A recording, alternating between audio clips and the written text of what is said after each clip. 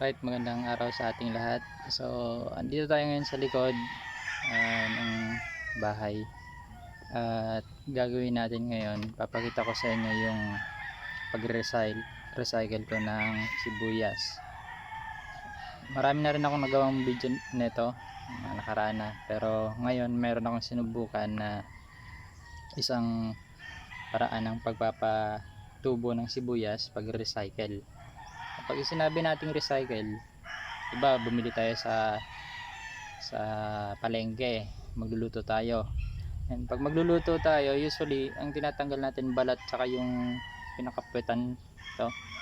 Yung pinakapwetan yan. Pwede natin yung i-recycle. Meaning ng recycle, itatanim at papatubuin ulit natin ito. So ang gagawin natin ay syempre, ihiwain natin yung sibuyas ng ganito, ganitong hiwa, ganyang hiwa. Okay, ganyang hiwa ang sibuyas. Tingnan niyo po yung yan, ganyang hiwa. Okay, ito kahapon to nahiwa. Yan. Ito yung pinaka ugat, tapos pinaka ilalim ng sibuyas. Pagkaraan ng ilang araw, nilagay ko lang ito sa medyo malilim na tuyo na lugar.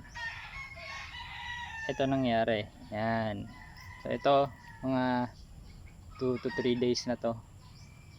2 to 3 days kung makikita nyo. Ayan.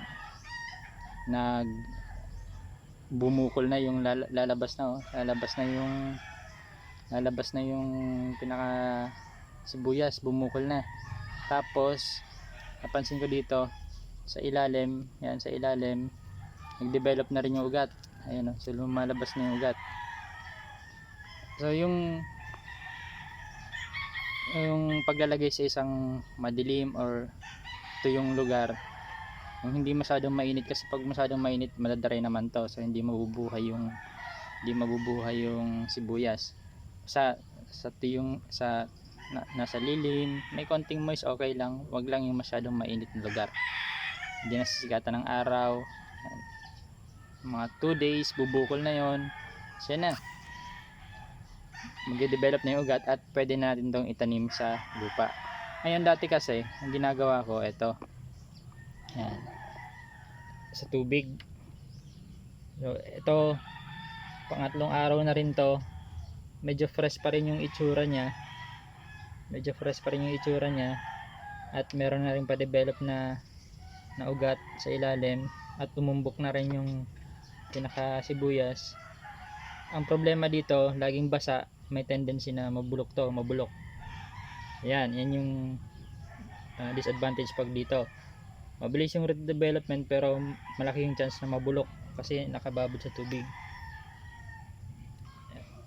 Yung iba, nagkaroon din ako ng mga success rate sa pagpapropagate ng ganito, pero ito yung sinubukan ko, itong isa. Yan.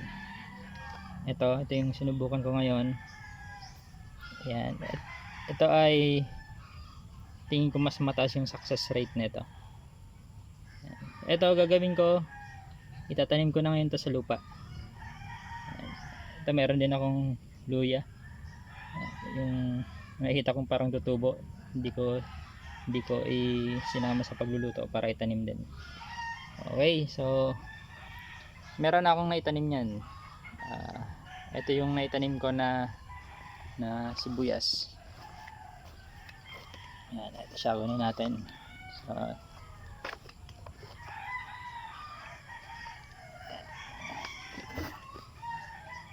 ito. Yan.